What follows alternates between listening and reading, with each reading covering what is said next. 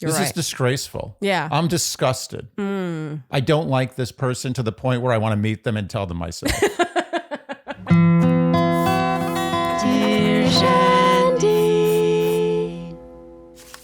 Welcome back to Dear Shandy, listeners. Hello, Andy. Hello. How are you today? I'm doing all right. Doing all right. Yeah, it's a rainy day. It's a rainy Wednesday. It's a stormy day. Yes. There's a difference between rainy and stormy. Oh, really? Yeah, stormy is windy and rainy. And so we decided it was a good day to record a Q&A. Yeah. We have nowhere else to be. No, let's do it. So we will answer our listeners' Q's. Shall we get going? Yes. All right. This first question is from One Bored Babe.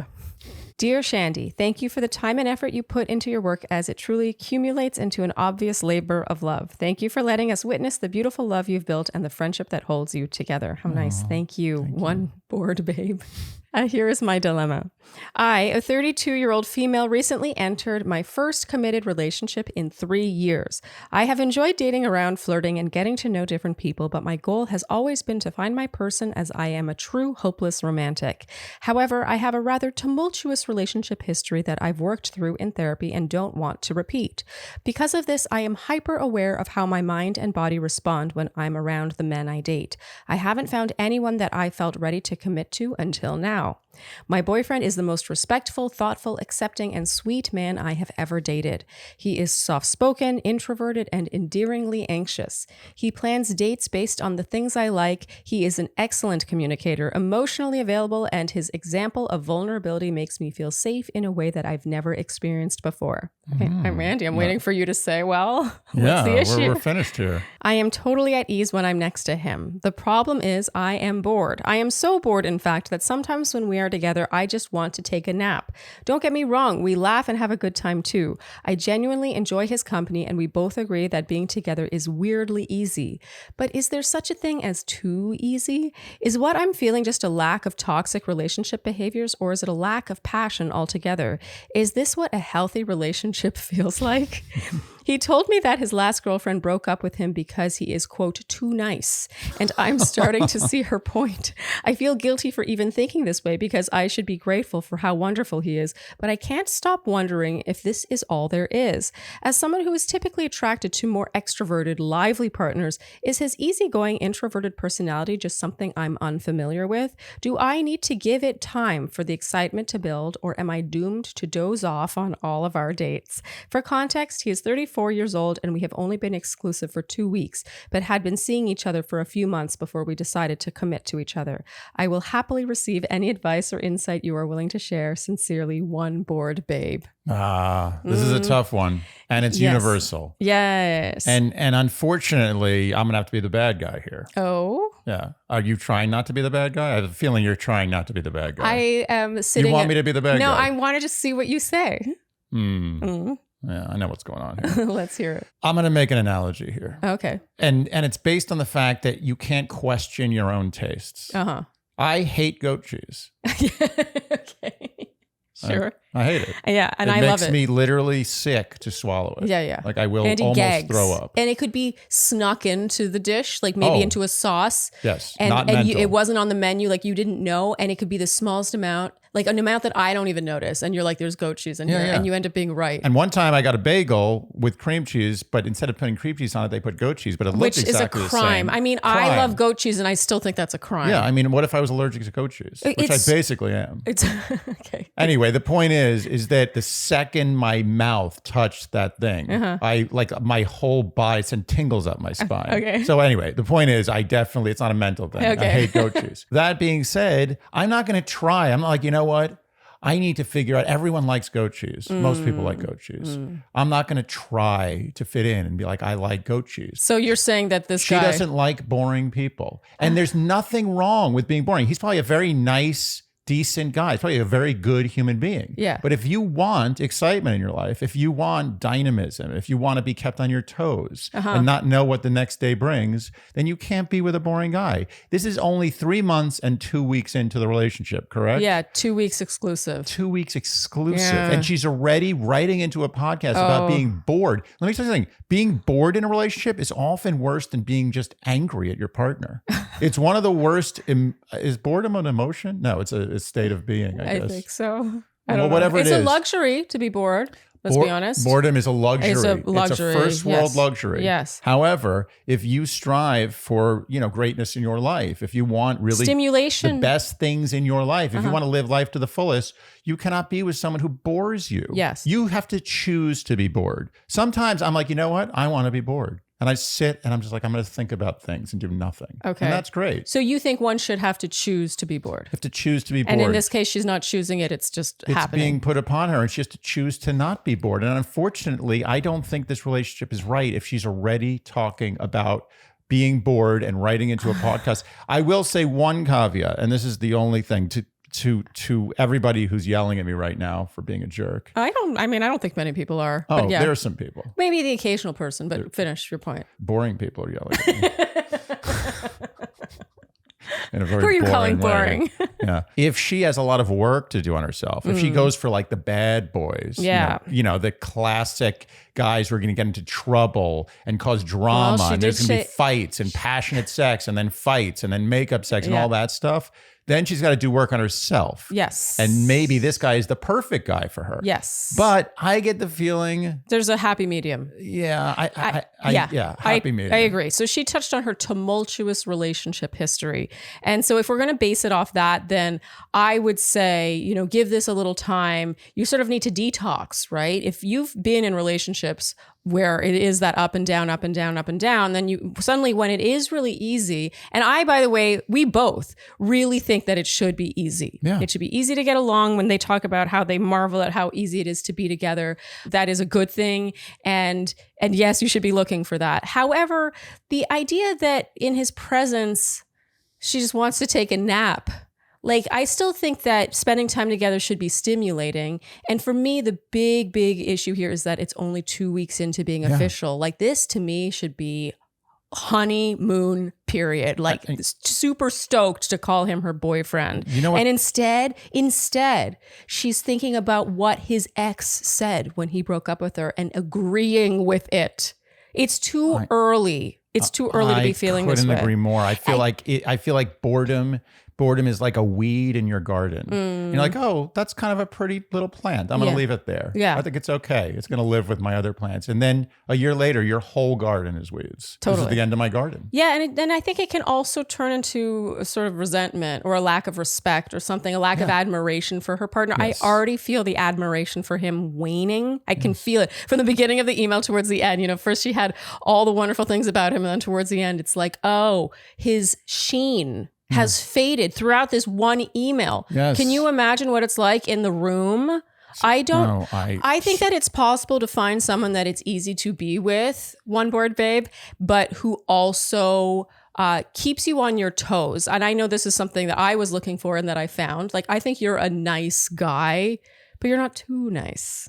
You know what I mean? You have edge. You want someone with a good heart, but who has a little edge. And not everyone needs that. A lot of people just want a good, nice guy. Yeah. I envy the people who want to be with a nice, boring guy. Totally. Because I actually think that they're easier to find. Yeah. But I think, if we think about our Shandys and what they're looking for, probably why they're drawn to our podcast, they maybe want an extra spice in there that they're not quite sure they can put their finger on. One board babe, this is us validating that. And as long as you are also looking inward and separating the ease and simplicity of just being together and it being good from it being boring. And that's something you got to work on yourself. But here's the thing. I think if she breaks up with him because she's bored and ends up regretting it, I still think that's a great lesson that she needed to learn. Yeah, absolutely. Yeah. And again, I hate to say this, and I think you're agreeing with me, but this might be a breakup situation, and better break up now with a nice guy than let it continue forever. And you know what boredom becomes eventually? It becomes hostility. You start doing things that are mean, and you don't mean to do them. You're doing them because you want to shake the person out of their boredom. Yeah, and I also think that in this situation, sometimes people stay with the person longer than they should because they're like, well, I know that he's a really good guy and I don't want anyone else to have him. It's I know how good he is that I want to hold on to him, but it's selfish. It's if you want someone with more edge, then let him go, set him free. I mean, I've had to do this in my past. The top 3 things that you don't want to feel the first 2 weeks into an exclusive relationship: anger, boredom, and disgust. Okay. Those are the three. Yeah. I think there's probably some others in there, but yes. Those are the top I think three. fear, I didn't say those are the only I think three. fear is up there. Oh, it depends what kind of fear. Okay. A physical, imminent physical fear? Yes, Okay, obviously. okay, Do we really sure. have to say that? Yes. If you feel like you are going to be killed at any moment, think about breaking up. Okay. Fair enough. All right. Can we move on from this one? Yeah. Okay. One board babe. Do a little of the reflection. Yeah. Reflection first. Reflect and then if you first. reflect and discover that you do not want to be with a boring person, you must exit relationship. Yes. And by the way, I think that there is a boring person for every boring person. I think it's a wavelength thing. Yeah. Like someone else wouldn't find him boring. Absolutely. I think he may not be boring. I don't think you can define anyone as boring. Okay. Good luck. All right. This next question is from Bitching and Complaining. Dear Shandy, I'm a devoted listener, but this is my first time reaching out. Initially drawn in by your recaps, I've become an avid follower of your Q&A sessions, particularly enjoying your insights on non-romantic topics like the one I have for you today. How great. Yeah, that's Thank what we you, like. Bitching and Complaining. Yeah. Good names today. I'm a 35-year-old woman living in the Midwest, and the friend I'm referring to, let's call her Lori, is 25 years my senior and resides across the country.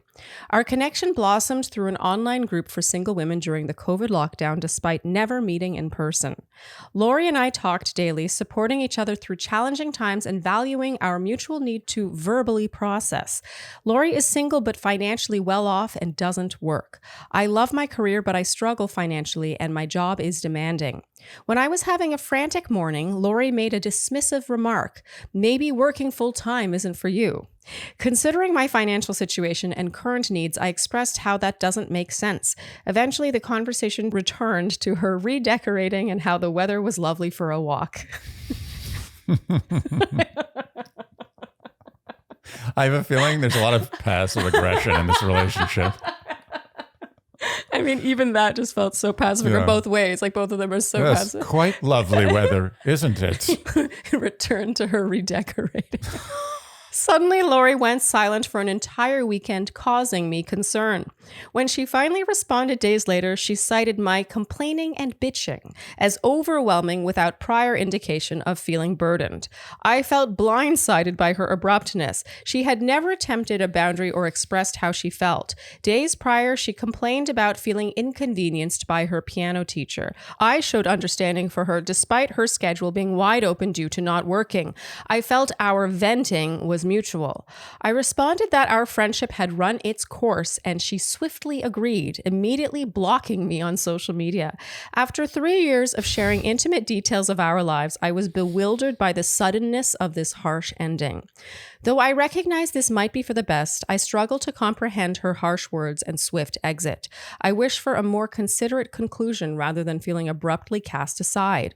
This experience has stirred insecurities about being too much for others. While I've navigated breakups and friendship losses, this instance has reinforced how quickly someone I shared intimate details with can suddenly become a stranger.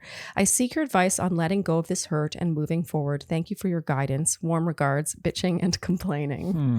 I have a bunch of thoughts about this one. I have a lot of thoughts, but I don't have enough information. fact. Well, because here's the thing. I think that Bitching and Complaining is both incredibly in the right, and I think that she's contributing a bit more to this dynamic than she thinks. And I think our tell is how we don't really have those facts. Like, I think the paragraph of the exchange that led to the Bitching and Complaining complaint from Lori is very vague. You know, she just talks about how she was having a frantic morning, her job is demanding, and Lori said maybe working full-time isn't for you.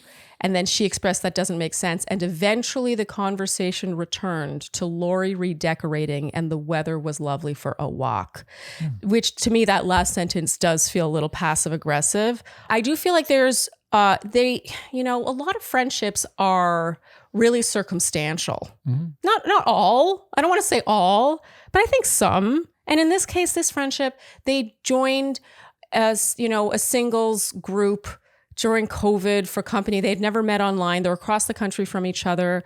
It sounds like they supported each other through 3 years, and that was great at that time. But you're starting to see the differences in lifestyle and income come into play. And I think it's you could feel it infecting this friendship. Yeah. Can I say something controversial? Say it. Put the trophy in your skin with apostrophe.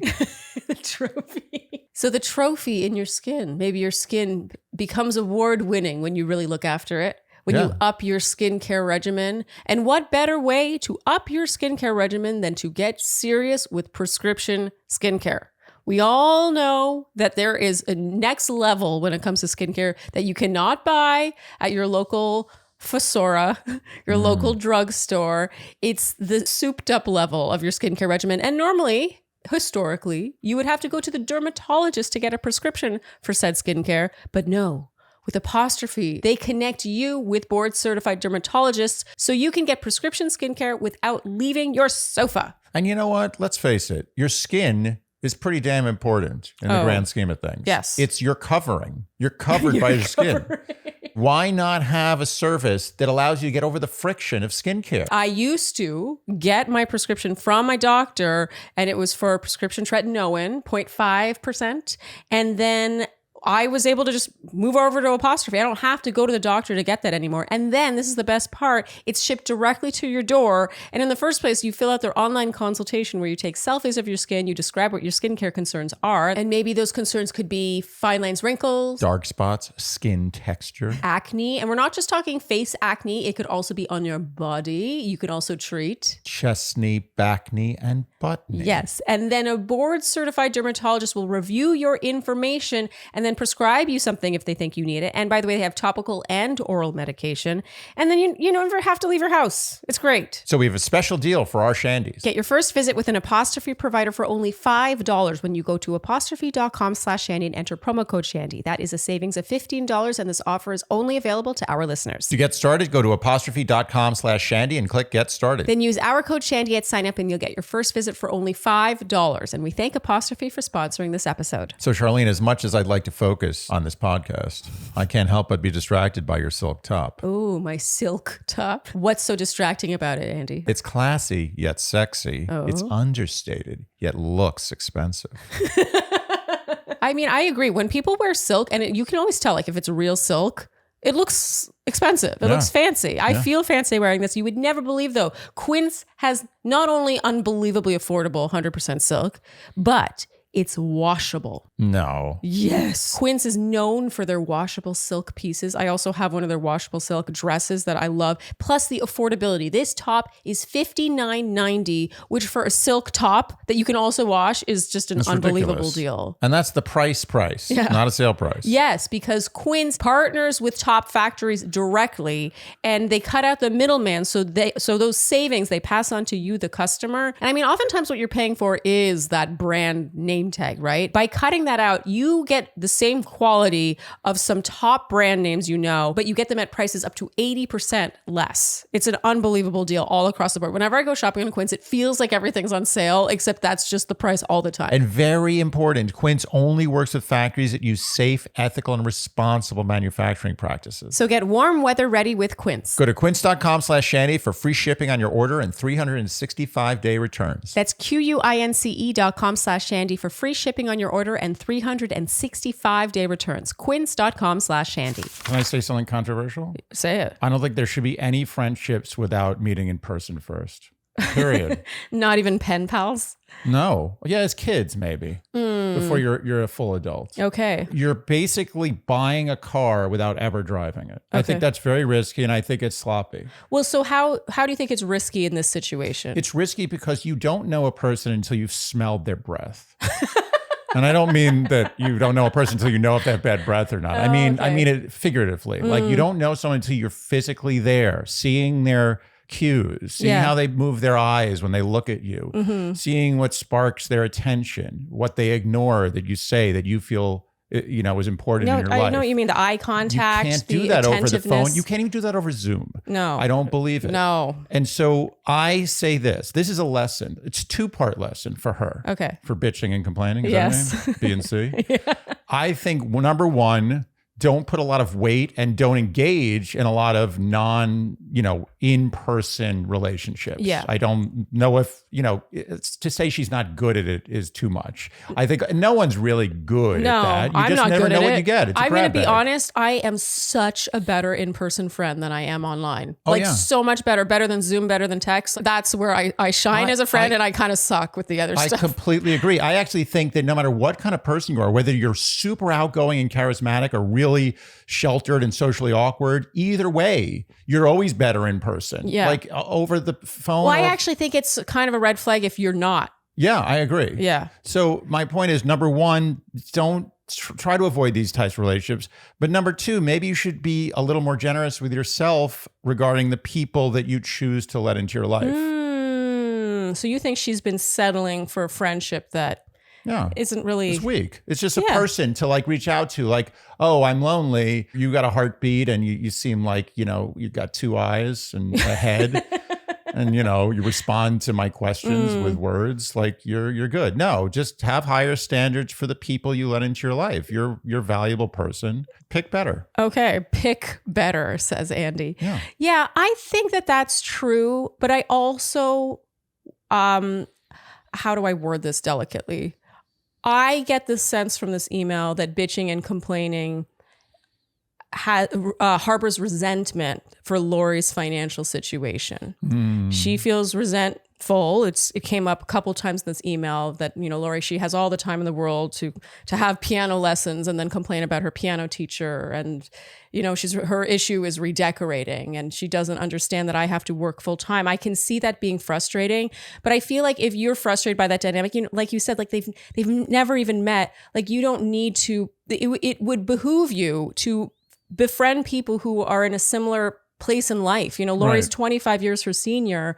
It makes sense at 60 years old that Lori isn't necessarily working full time. You know what I mean? That she's in a different place in her life.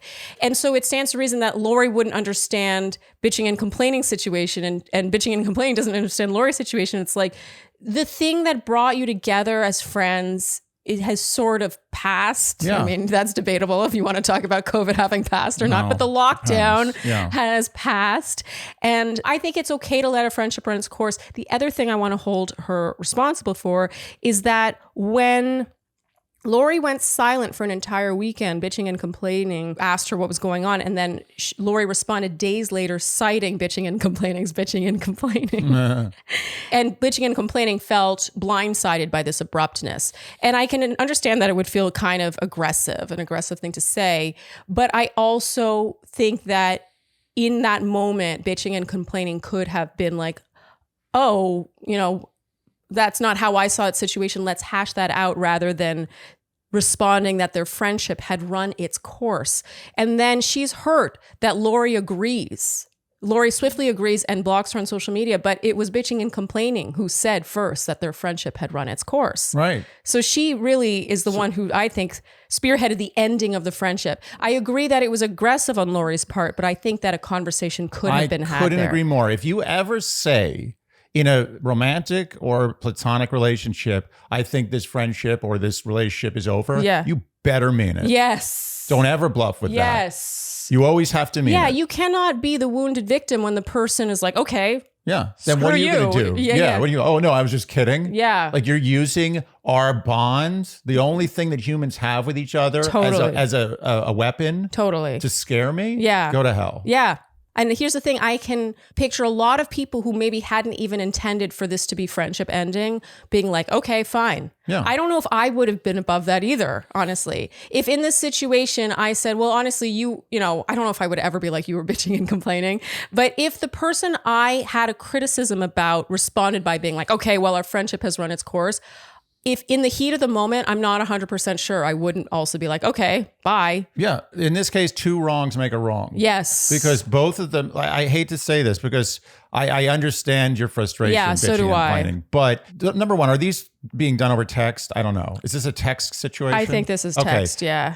Number one, the texting relationships just well, they do talk enough. on the phone. They do talk. Sometimes they talk on the phone. But This is what I feel That's about when the bitching and complaining happens. That's where the bitching, and that's where the I'm venting. and I'm sure that's where the telling you you're bitching and complaining doesn't happen. Yes. I bet it happens over text. Totally. People have a lot of balls on text. Yes. And I don't respect that. I never get into any sort of altercation over any kind of communication except face to face or maybe A phone on the call. phone. Yes. Maybe.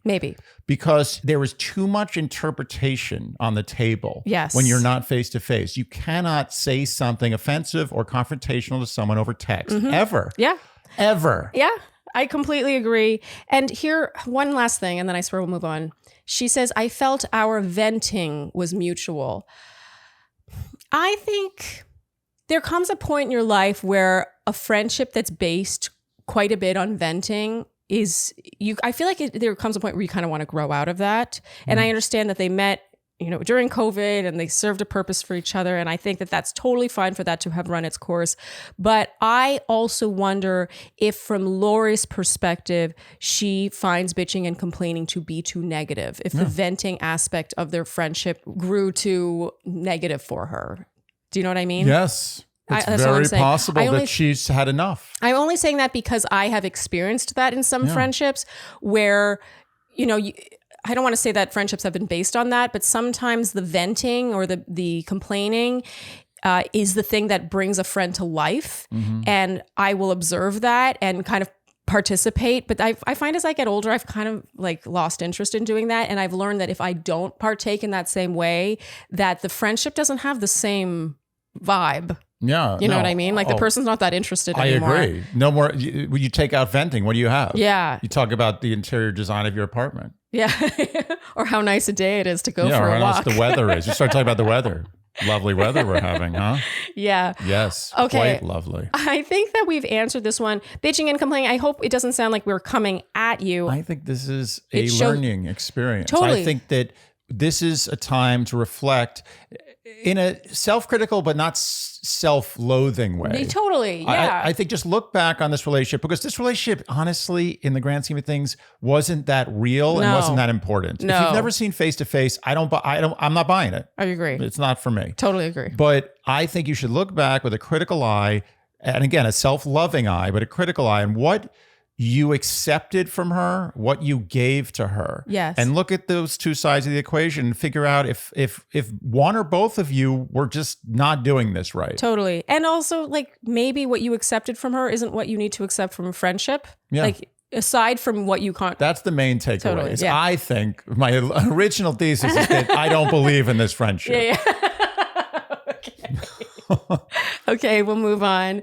Bitching and complaining, good luck. I think you'll need a little, just because I think that the mirror, looking in the mirror thing or taking responsibility thing is always challenging, but it's also the most rewarding. And this is a low stakes learning experience. Totally. Never even saw the person. Yeah.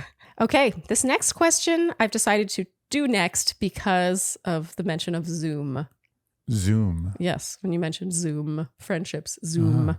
By the way, can we talk about is there a better way to spend a rainy day than with our Shandies? Isn't this cozy and nice? Oh, Andy, what a feel-good observation. Yeah, it feels cozy. I agree. Yeah, even though I've been shitting on both of the questions so far. Doesn't matter. Still cozy. All right, this next question is from Kay. Every kiss begins with K. Dear Shandy, my question today is in regards to a group of friends. We are all women between the ages of 27 and 30 and mostly have known each other since high school or university. Last year, we started a book club. It has been awesome and such a fun excuse to get together every month. Cute. It is cute. Super cute. I feel like I'm observing people making an effort more in this department. You know what? I think we're turning around. I agree. Well, it's taking a lot of effort, like I said. But you know what? It pays off. I think all things go in cycles, and I think the internet is finally being rebelled against. Yes. I think book clubs are the green shoot of the beginning of the rebellion against this filthy monster that has assaulted us. And the age is 27 to 30. Right. It's not 65 to 70. Yes. Yeah. These are millennials, strong millennials. Not even Gen Z. No, they're millennials still. Young It's millennials. Cusp.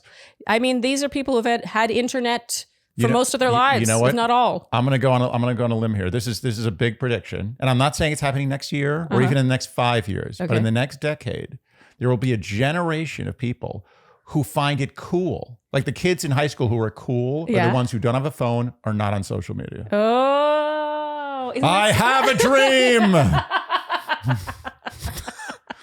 The problem started a few months ago when one of the girls in our group, let's call her C, moved to a city about 5 hours away with her girlfriend. This was not unexpected as her girlfriend grew up in this other city and she and C had been planning to move back once they could both swing it with work. But C was still a bit sad to be leaving behind her social circle and the city where she grew up.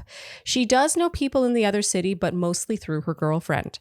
We all expressed how we would miss her and how we'd love to come visit and how book club wouldn't be the same without her. Oh, book club. Not the book club. Yeah. You take the away, everything's cute. Her response, "Oh, I'll just join it over Zoom." Honestly, I thought she was joking and we moved on, but come the next book club, she did indeed send a Zoom link and joined virtually. Myself and the other girls all understand that she might be feeling a bit isolated in her new city and are flattered that she wants to stay in the book club. She wrote the book club this time. That's cute. But honestly, the dynamic is just not the same when one person is on a camera. What I love about this book club is that it is a time for us all to be together, and having to accommodate someone over Zoom just feels like we're back in quarantine days, and it takes away from how present and connected I feel. The other girls in the club have also expressed that it is a bit annoying, but none of us want to hurt our friend by telling her that we'd rather not have a virtual attendee. To distill it down, my question is twofold. One, am I the asshole for wanting to cut this girl off from her social circle just because Zoom hangs are less ideal? Two, if I'm not the asshole and I should put a stop to this, how do I make that happen? Thanks so much for your advice. Whether you choose to aim my cue or not, I really appreciate everything I've learned from you both over the years. Thanks. K as in the letter, smiley face.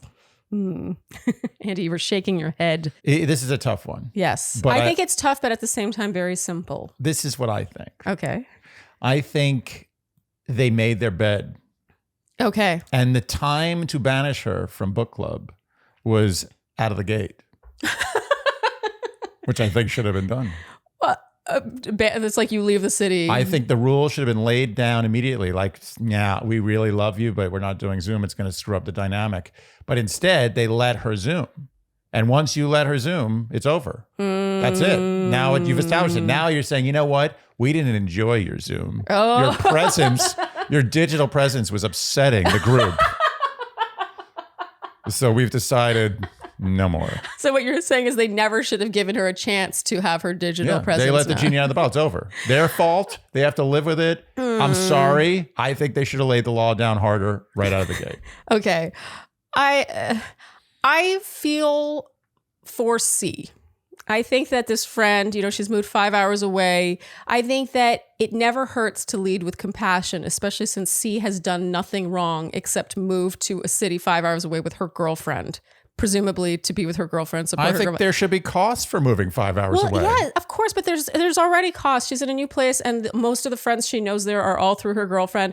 I just think that personally, I think this is going to solve itself over time, and an actual confrontation is not necessary. Oh, I agree with you. We both come to the same conclusion, but for different reasons. Okay. Wait, how do you... Or not different reasons, different angles. Okay, but what's the same conclusion for you? I think you're probably right, but either way, they can't do anything now. It's over. I don't think they can't. They're going to ruin the friendship. They're going to create huge awkwardness. Yes. Even the book club without her is going to be awkward. There's going to be like a fog, a dark cloud over the book club. Totally. I think that this would be creating tension where there's just doesn't need to be. Like, this book club is such a feel-good thing, bringing the friends together.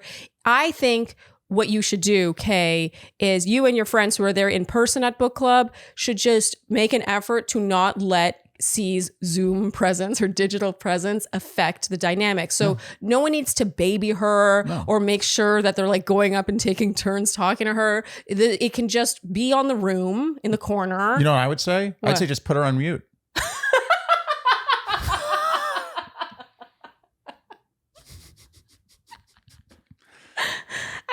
Yeah, be like, oh, the internet here is Wi-Fi we've got a terrible Wi-Fi. I don't know what's going on. I want to try calling in again.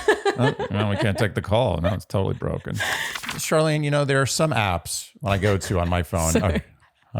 I thought you were going to break into a jingle, but okay. There's a question coming. Is it a question or a am I a statement? singing monkey for you? Sometimes when I go on my phone, there are certain apps that when I click on, it gives me a warm, fuzzy feeling. You know what I'm talking about. I do know what you're talking because about. I know that the next few minutes is going to be a seamless, almost pleasurable experience. Yes. And I mean, sometimes the thing you're doing is not technically pleasurable, but it's made so pleasurable by the platform you're using. And what is that platform? ZocDoc.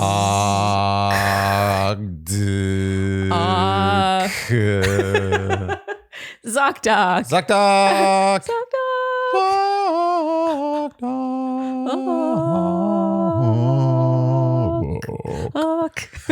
There's a lot of I'm not sure that works. So ZocDoc is the free app or website, depending on your device of choice, where you can search for doctors in your area, whether or not they're in network. So you can filter based on your health insurance, their ratings from other ZocDoc customers like yourself. So you'll be like, oh, I'm going to choose that 4.9 rated doctor versus that 3.5 rated doctor. Huge. And then finally, the cherry on top is you can then book your appointment with said doctor through ZocDoc. And let's be serious here. It Completely can agree. literally be a matter of life and death. Let's face it. Some people in this country, particularly, are just like, you know what? It's too much of a pain.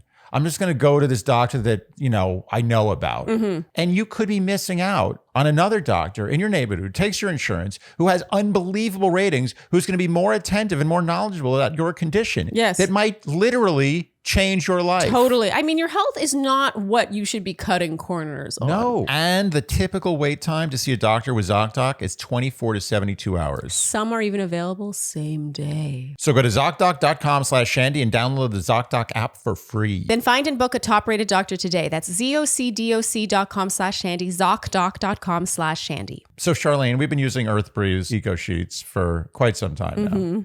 And you know what I don't feel anymore when I do laundry? Guilt. Shame. And I'm going to ask you people out there. Oh no, here it comes. The shaming question. I'm going to shame our whole life. If you haven't made the switch to EarthBreeze by now, you deserve to be shamed. Yeah, this is a shaming moment. We're going to take a moment of shame. Well, what's the thing you're shaming them over? Oh, using a tub of laundry detergent, a big plastic tub. A jug. That is a lot of plastic that you think you're recycling at the end, but 90+% of those end up in landfill. If you think that every single jug or tub of plastic you are recycling, you are a recycling optimist. I am sorry to report to you. And I say this as a former recycling optimist myself. Meanwhile, with EarthBreeze Eco Sheets, look at the size of this. For our listeners, I've said before, it's like an index-sized piece of paper. It looks like a piece of paper, but no. It's actually laundry detergent in disguise. You throw it in the wash. It cleans every bit as well as any laundry detergent I have ever used. It's fragrance-free, hypoallergenic, dermatologist tested, safe for sensitive skin, which you have. And let's not forget about those folks who don't have laundry in their own home. Oh, yes. Who have to travel dwellers. with a 64-ounce jug of laundry detergent. Yeah, down the Why? street or to your basement or wherever. Imagine if all you did was toss a couple of these into your hamper. I'd love to. This is something I love.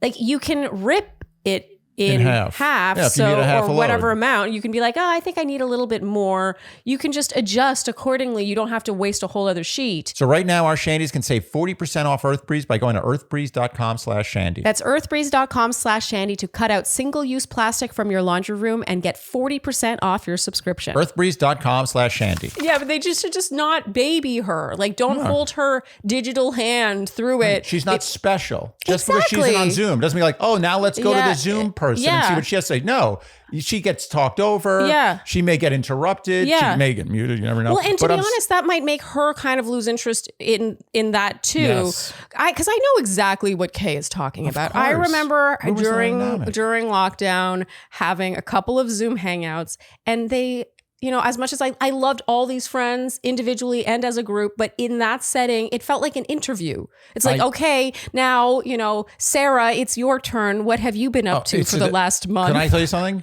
My least favorite thing about COVID was Zoom. Yes. Least favorite thing. Agreed. I hated. I dreaded them. And you know what I dreaded more is when we had a group Zoom and people were like, "Let's do another group Zoom next week," and I was like, maybe 2 weeks, 3 weeks, maybe a month.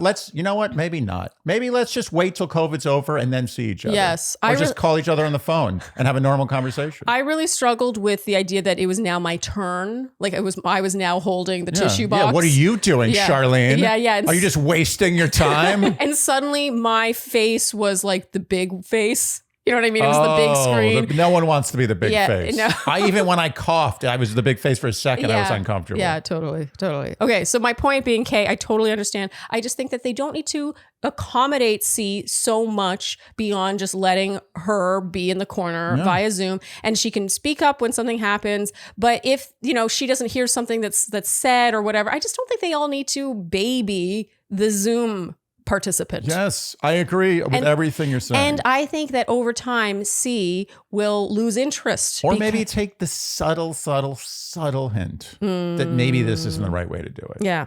Yeah. And also, as she becomes more acclimated to her new city and starts making more friends and maybe becomes part of a different book club there, it won't interest her as much. But right now, I think that this is a tough time for C. Yes. And this is a transition time. It would be really hurtful to see, to be like, actually, no, we don't even want your pixels in the room. No, it's not. It's like having a dinner, like a weekly dinner party with a group of friends. And then one of the friends like, you know what? I'm gluten-free and vegetarian, vegan. I don't eat meat. I don't eat dairy. I don't eat bread. Keto. And you're like, you know what? We're just not, you're not invited anymore. We can't deal with this. But it's even, in some ways, it's even worse than that, because she could go, she could bring her own food to the dinner. Yeah. But in this case, it's like you're just not invited. You're not welcome, but you're not here. And you know what? I think she should have never been invited. But maybe that's a little too harsh. She invited herself. I think they had no choice. First rule of book club is no Zoom. Okay. Okay. From now on. Yeah. She's grandfathered in. It's too late. She's grandfathered in, and I think that this will. I think C, after a couple months, I would be shocked if C is still trying to Zoom join these book club meetings. Personally. Yeah. I think it's going to solve itself. I agree. This is an easy fix. Okay. Hopefully hearing us hash this out was helpful, and good luck. I think she might need just a tiny sprinkling of luck. Yeah, she'll get it. All right. This next question is from L, as in the letter. Dear Charlene and Andy. She did spell my name correctly, though. Good point. My name is Elle, and I am 39 years old. I am a big fan and have been watching since the earlier days.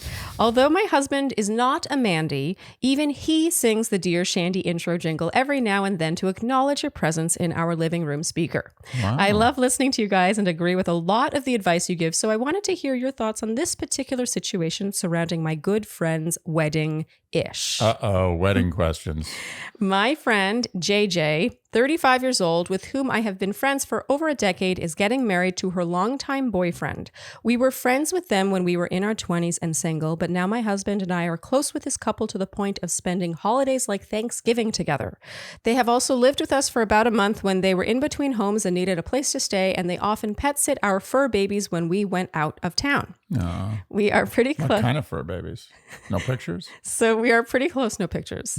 We are pretty close, and I am so happy that they are finally tying the knot. However, she is not having a typical wedding with the regular traditions one might expect at a wedding. She is introverted, independent, super particular, and the type of person to fight the patriarchy, going against the grain every chance she gets. She resisted marriage for a long while. So the ceremony will be just her and her groom at City Hall with no one else. Then they're gathering just a few of their closest friends for an intimate dinner afterwards, a total of 8 people.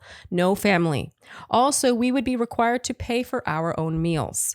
While I support her in the way she wants her wedding to be, here lies the problem. The restaurant they chose would be about $500 per person and more with wine.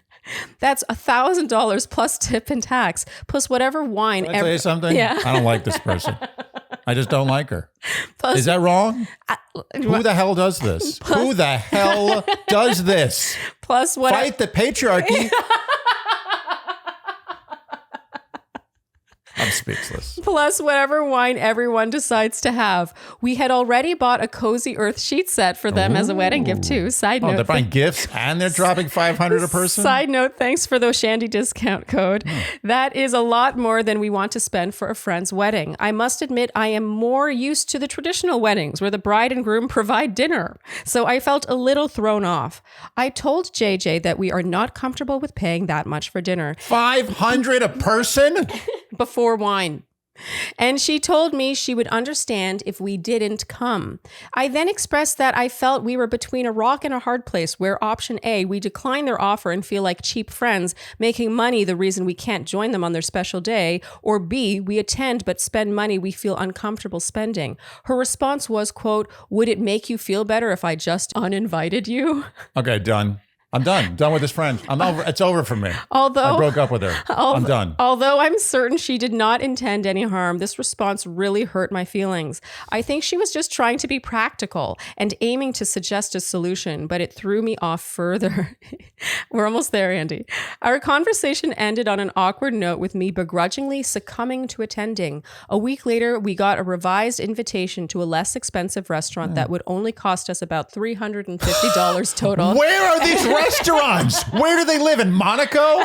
What is this? $350 total, so I guess $175 a person. The two of them. Yeah, total. All Okay. right. That's still it's pretty pricey, but okay. She said our conversation was a data point in making the decision to change the venue, but that there were many other factors at play. The patriarchy? While we are happy that the price to attend has gone down significantly, this whole ordeal has left such a sour taste in my mouth. Because I have gone through my own wedding and have experience with difficult guests, I really don't want to make her big day about me, but I can't help but feel really unheard and dismissed. Now this issue has bled into other parts of our friendship. I have been noticing how I feel annoyed with her constant need to do things her own way at the expense of others, even outside of the wedding. I'm annoyed at the way she does things her own way at the expense of others, and I don't even know who the hell this person is. I know that weddings can make or break friendships, and I feel that this one is starting to break. How should I have dealt with this wedding dinner invitation, and how should I deal with a friend who is always so particular, often at the expense of my own comfort level? Sincerely, L. Done. It's over for me. Over. I'm not even, you know what? I'm not going to give, okay, I'll give you, what's her name? L? L, I'm going to give you my time. But I will give you very little time because I feel like some of this time is going to be shared by your friend and I don't want her to have any. This friendship is over. I'm done. Wait, really? It's over. Over. Oh, over? I mean, I agree. I have so many thoughts. I smell a financial situation discrepancy and not a good one. Which one? Which way? No. Is she poor or rich? I have no idea. I know. Is she trying to put the patriarchy on everybody else? Or is she the patriarchy? Well, what's interesting is that if you have the taste to want to not only go to a $500 a head restaurant, but want others to do it too, that suggests that you are in a certain financial situation where you would, you want nice things, which okay, like yeah, but if you're in that financial situation, you are happy and you are almost enlivened to pay for these people. Yeah, or you do that, like in my opinion, they could do that just the two of them after City Hall and then have a big group dinner at a maybe less expensive place. You know what I mean? Like it's just such a strange choice to inflict that on other people. And I say that as someone who has, every time I've ever had a birthday dinner, I have chosen a restaurant taking into account the cost of that restaurant very heavily. Like it's like the number one reason, up there with how good the food is. This is disgusting. Think about this. When you go to a wedding, let's be honest, like oftentimes we don't really want to go to weddings. It's a fact. Yeah. Most people get a wedding invitation, they're like, ugh. But we go and we usually have a nice time. Yeah. You're always glad you went. And let's just say you travel to said wedding. Okay, let's say it's like you'd have to take a short flight. So let's say that's $400 a head. Yes. That's $800 now for two people. Yeah. And you have to buy a gift. So let's say that's another $200. Now you're up to $1,000. Yeah. And let's say you have to my God, you flew there, you probably have a hotel to stay Okay, in. maybe you have to have a hotel. Now you're up to like maybe one night. You'd say one night at a hotel. Let's say now you're up to like $1,300. Yeah. Then you throw in a couple of cars in there. Incidentals. Okay. You are now at the price. You're basically paying for nothing for this woman's wedding. Nothing. You get nothing. You don't get a wedding. You get a dinner that you're paying for. Yeah. Nothing. What is that? What's wrong with this person? It's very strange. It's very strange. I'm honestly like a little shocked. It's like, I don't even know what to say about this because I feel like it's so extreme to be like, okay, this is friendship ending. The thing that's more friendship ending to me than than JJ rather cluelessly being like, okay, let's all dine at this $500 a head restaurant to celebrate our wedding, is the fact that she would respond to Elle so confrontationally. Like, I have a friend who's a little like this. She's very abrasive. You don't have any friend who would do this. No. I know all your friends, even the bad ones, ex-friends, no one would do this. I have one friend who might jokingly say, oh, did you want me to uninvite you then? I have one friend who might say that, and I don't know if she would even say that today because I think that over our years of friendship, I have expressed how that level of abrasiveness doesn't jive with me, and so we've kind of gotten past that. And I have a feeling I know who the friend is, and I'm telling you right now, that friend would pay for the dinner. Yeah. This is disgraceful. Yeah. I'm disgusted. I don't like this person to the point where I want to meet them and tell them myself. I mean, ultimately, JJ did choose a different restaurant. Well, I'm really coming at the Shandies. Oh, although I'm not coming at the Shandy. I'm protecting the Shandy. You're protecting Elle. You need protection, Elle. You need to reconsider this friendship. I hate to say this. Yeah. Because I don't know. The history might be deep. The history is deep. I mean, they're in their mid to late 30s now, and they've been friends since their 20s. Like, they spend Thanksgiving together. They are very close with this couple.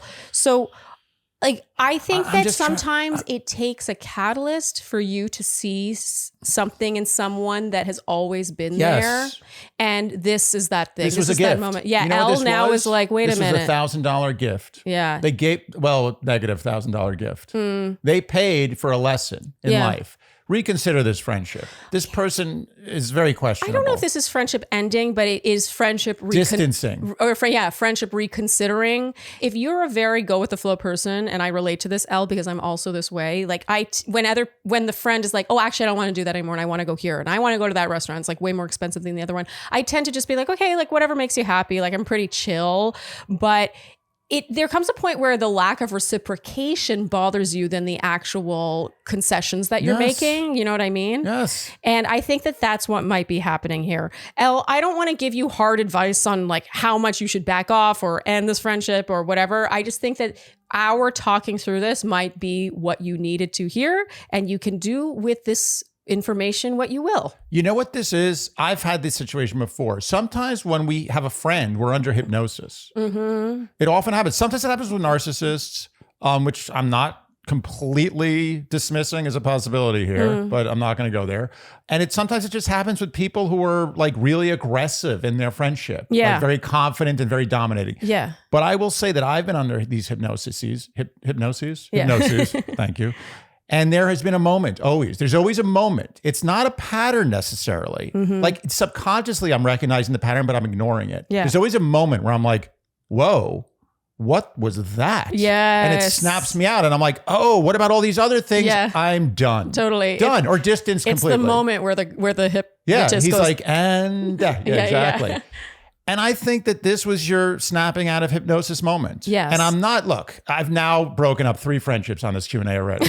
So it's getting out of control, but this is a pattern. Don't disrespect yourself. Look at your friendships and say, is this a friendship because it's a friendship, or is this a friendship because I want it? Yeah, but also it's not mutually beneficial to some degree. That's why I don't think it needs to be friendship ending. Like if they're looking after each other's pets. Friendship reconsidering. Yes, that's what I said. Reclassifying. Yes. You just categorize it differently for yourself. Yes. I don't even think a conversation necessarily needs to be had. No. It's just so you recalibrate the way you view the friendship, the way you view that person, and then the actions follow naturally because you're like, oh, this is what I can expect. And oh, that kind of annoys me that she did that. And oh, that makes me not want to see her as often. Can you imagine? I just want to put yourself in the shoes of this person. Yeah. Can you imagine, without knowing intimately the economic situation of all the people invited to the wedding, can you imagine asking someone to drop $1,500 approximately with all tips and you're right. gratuities With and all that tip stuff. and wine and all the things, 100%. At least $1,500 with the gift, even with the Cozy Earth discounts. I mean, it's still going to be... they already got the gift. So take that out of the equation. They're going to dinner. They didn't even see them get married. If I'm going to get dragged to a wedding, at least give me a free meal. Okay. Elle, hopefully this provided some food for thought. Good luck. I think she's going to need it and also not need it. Yeah. Because I think that this will be very freeing for her. All right. Good Freeing luck. for me. Fast growing trees. Fast growing trees. You want those trees to grow very fast, but you don't go to the right places. No, you don't. You gotta go to fast growing trees if you want those tall ass trees. Fast growing trees, that's a place where you get really tall trees very fast and not very slow. Fast growing trees, that's the place where you're gonna have cherries this summer or maybe next year. Fast growing trees.com. Andy, what commitment. Oof. I could see a couple lines in that you had bitten off more than you could chew, but I was impressed. I saw the panic rising in your face, yet you stayed the course. You know why? Because I'm passionate about fast growing trees. You are. I'm committed to it. This is a company that is going to give me a bowl of fruit this season. And I'm going to take a picture of said bowl. And people are like, oh, well, how do we know that you got those cherries and raspberries from your deck in New York City? Because I'm going to show me picking them off my fast-growing tree, raspberry bush, and cherry tree. I know what you were thinking. Okay, so Fast Growing Trees is the largest online nursery in the U.S. They have over 2 million happy customers. They have over 10,000 different varieties of plants. We're talking everything from trees to evergreens to houseplants to flowering trees, fruiting trees, everything you can think of. And the best part is you can search based on your zip code. So Fast Growing Trees won't show you anything that will not succeed where you live. Yeah, and that's very critical. People will be like, oh, I can grow anything. It doesn't matter. The sun shines, the rain falls. Yeah, I just water plants it. grow. That's all they need. No. They are so sensitive that they actually split up zones sometimes by letters. Like there's a 6A and a 6B. Sometimes things in 6B don't do well in 6A. Oh, wow. And Fast Growing Trees is there to hold your hand and not let you do something stupid, which a lot of people do with gardening. Something stupid. Yes, plus Fast Growing Trees has a 30-day Alive and Thrive guarantee and free plant consultation forever. So basically, you're set up. If you can't keep a plant alive through Fast Growing Trees, then you're a murderer. So this spring, Fast Growing Trees has the best deals online, up to half off select plants and other deals. And our listeners, the Shandys, get an additional 15% off their first purchase when using code Shandy at checkout. That's an additional 15% off the sale price at fastgrowingtrees.com using promo code Shandy. Fastgrowingtrees.com, code Shandy. Offer is available for a limited time. Terms and conditions may apply. All right, this next question is from B, and she wrote also like the letter. Hiya, Shandy. Hiya. Hiya. I take that. Oh, you I'll accept. take it. That's fine. Hiya, Shandy. I want to start off by saying how much I love your podcast. I started out as a recaps-only listener, but have graduated to a full-fledged fan and particularly enjoy your hot topics, guests, and Q&A episodes. Thank you. Yeah. Ooh, a convert. Yeah. Jumping into my question, I am a 28-year-old woman and I've been dating R, like the letter, smiley face, 31 male for almost 6 years now. We met through work and spent the first 4 years of our relationship in the Southwest United States. Just over a year ago, we moved to the Midwest when R found a new job there. For context, I was born and raised in the Southwest and all my immediate family are still there, whereas R grew up in the Midwest and his family live here in our current state of residence. With the move, I also changed roles at work so I can stay with the company remotely, and we bought a house together. I have historically been terrible at dealing with change, so you can imagine how challenging this last year has been. The move, stress of the new home ownership, change in job role, and distance from friends and family were incredibly difficult at the start, and I'm pretty sure I cried at least once a week for the first 3 months we were here. Eventually, I joined a meetup group of other women working remotely. We made a few friends, and I was generally starting to get my footing. That is until last month. The company I work for announced that they want everyone to return to in-office work in a few months with a handful of exemption for continued remote work. It's still TBD if I can stay remote, so I know I shouldn't stress about the unknown, but the possibility of losing my job has shattered what little sense of comfort and security I had accrued to this point. This job is the last piece of my old life, something I had before my boyfriend, and now it is in jeopardy. Since this announcement, I have grown increasingly resentful of R. I know this is not his fault. He can't control company policy, and I decided on my own accord to move here knowing the risks. But as I am confronted with this never-ending sense of loss, my less rational mind says it is his fault, and I would not be in this situation if it were not for this move to support his career.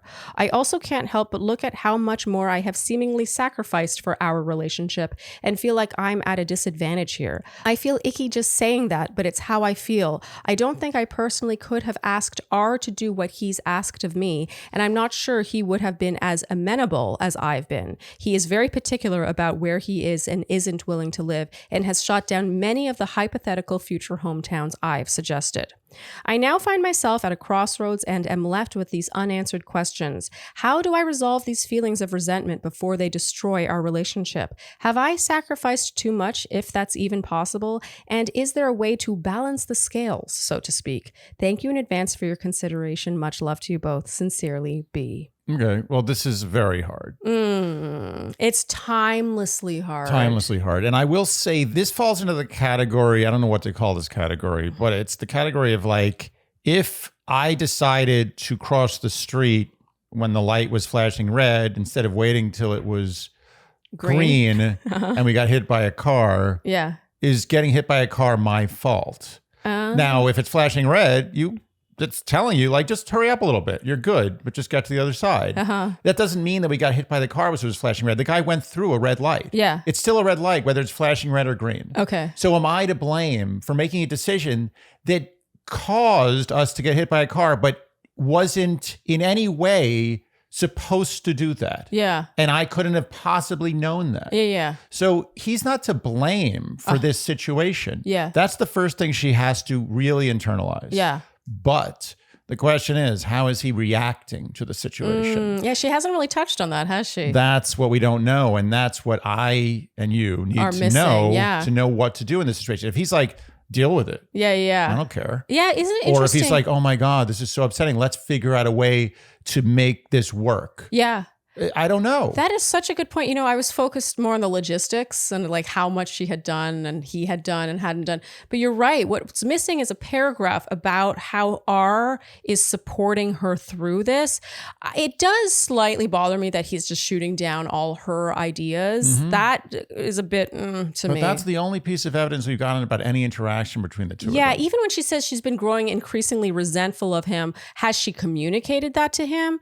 You know, if they bought a house together, they've been together for 6 years. You know, this is, she never really suggested that this relationship is something that she would consider dropping. Yeah. You know what I mean? Yeah. Like, I don't think he can really be blamed for her work not going remote anymore. Right. You know what I mean? Like he can't be blamed. It's not his fault. It's like blaming a butterfly for flapping its wings. You just, things happen because of other things. Yeah. He wasn't like, I'm going to move to the Midwest and then she's going to have to go back to her job, but I'm not going to let her. And Yeah. You know, he obviously doesn't want this situation. Yeah. He doesn't want it probably as much as she doesn't want it. Totally. The question is, how does he try to resolve it? The other question we don't know about is, what's their economic situation? Yeah. Is he making enough money to easily support both of them? Is his career worth this level of investment, basically? Right. Yeah. Does she love her career to the point where she can't live without it? Can she move laterally to another position in the Midwest without much difficulty? We don't know. Yeah. Or would this change in her career, let's say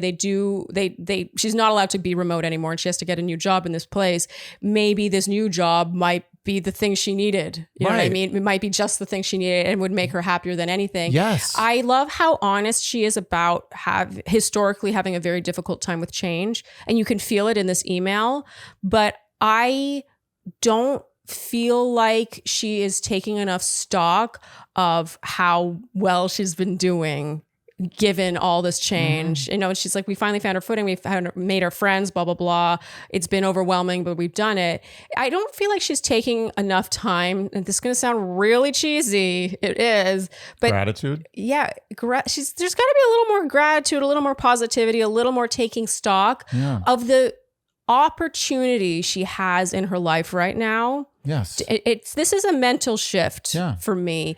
Instead of pointing fingers and letting that grow into resentment, which really can infect a relationship, there is nothing to suggest there's anything wrong with the actual relationship. Yes. At the end of the day, every relationship requires someone to sacrifice a little bit more than the other, unless you happen to both like live across the street from each other totally in the agree. same city, and you both have no interest in ever living anywhere else. I couldn't agree more. And you know what? If the relationship is really strong, there's nothing more bonding and more powerful than a great and stable romantic relationship between two people. Yeah. It is powerful. Yes. It's a thing of power. And you can fight through obstacles. As a matter of fact, when you're in a great relationship, obstacles are just opportunities. Yes. And so it depends how he reacts. Are they in a great relationship? If they are, this obstacle is going to become an opportunity. It's going to make her life better. Totally, I'm confident. 100%. And B, just some food for thought for you. Like I would say in our current state, in our relationship, I make more sacrifices than you do because, part of me is still interested in living in Canada again or moving back one day. But because of our set of circumstances right now and your mother living here and her age and, my singing, and there's a number of reasons why this city still makes sense for us, the most sense for us at this point. But that doesn't mean that that's not going to change in 10 years, maybe 5 years. Like you just don't know. And I think that right now she's acting like it's a little too much like checks and balances right now. Right. Like she's a bit like, I've done all this stuff and he's only done this. I think that's a dangerous path to go down. And remember, you made the decision to move to the Midwest. Yeah, she said and herself. I'm not saying that you weren't hijacked there. You weren't thrown in a bag and taken on a train to the Midwest. And I'm not faulting you for that. I'm not saying it's your fault. And now deal with it. And you can't fault him for letting her do that. Yeah. You can't fault him for being like it was a mutual for accepting decision. that of her. It was a mutual decision. There were sacrifices made, but you don't get to get paid back for those sacrifices. Yes, life just moves on and you adjust. And again, this really comes down to how he deals with this. Yes. If he's being a little baby about this, there's a problem. Yeah. If he's not, you're going to work through this. Totally. And it's going to become good for you. I think it's going to make your life better. And I have to touch on one other thing. She said, I don't think I would have ever asked R to sacrifice what I have sacrificed for this relationship. I think that there's something to unpack there, B, in that maybe if you spoke up about what you wanted more or had a clearer vision for what you wanted to do or where you wanted to go and had a lot of conviction behind it, you might be surprised at how he might poo-poo it less, or maybe with time he might, open up to the idea. But I get the impression she might like throw out an idea here and there and he's like, no, like that doesn't work. And then she's like, oh, okay, never mind. And then he has a job opportunity and he's like, want to move there? And she's like, okay, Right. You might be surprised how taking the reins a bit more of your shared life together might inspire him to say yes more. I get the sense that she tends to be in the passenger seat of this relationship. And suddenly, now that she's faced with this change that she wasn't prepared for, she's like, but wait a minute, I'm in the passenger seat. I've always been in the passenger seat. I'm sacrificing too much. It's like you've willingly been sitting in the passenger seat. You have been the passive one willing to make these changes for him. What would happen if you spoke up and got in the driver's seat? And maybe she'll realize she doesn't actually want to be in the driver's seat. That's the thing. Some people don't want to be in the driver's seat of the relationship. But she can't punish him for a dynamic that has been established by the two of them. It's the racing across the street on the flashing red. Yeah. That was a mutual analogy. choice.